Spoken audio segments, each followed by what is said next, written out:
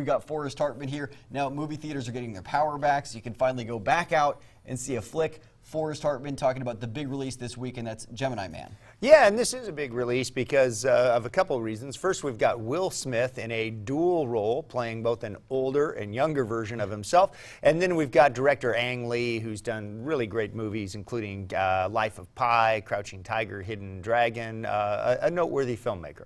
Now, a lot of the Ang Lee's movies seem to have something to do with technological advances. This movie, similar.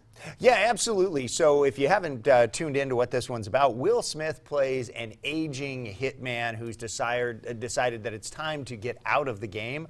We've, of course, seen movies like that before. What's interesting, though, is the government that employed him decides that it's time to take him out, and the guy that they send is a clone of himself. And Will Smith figures this out, and, of course, there's all sorts of moral quandaries in there, along with some great action, because we've got Will Smith versus Will Smith. Yeah, and you always hear, oh, they never come up with new ideas for movies anymore. This does seem a little bit new. Yeah, it's a little bit different. I mean, I would put it's basically a 3-star action film in that it's good, it's entertaining, it's not completely new, but the idea is new, and we see some technology that we've been seeing trotted out over the last decade, but really used here, and that's Will Smith playing a younger version of himself, which is pretty interesting.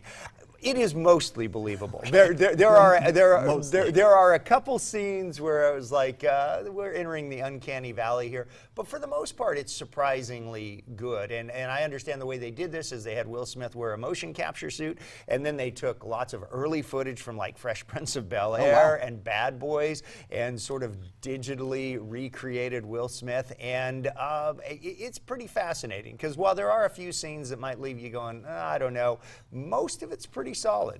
Okay, 1 out of 10, what'd you think? I'd say I'd give it about a 6.5. It's entertaining, it's fun, it's an action movie, but it doesn't break tons of new ground other than with the de-aged Will Smith. Okay, well, 6 out of 10, that means maybe if you've got nothing else on the radar for this weekend, go and check it out. Forrest, thank you so much. Absolutely.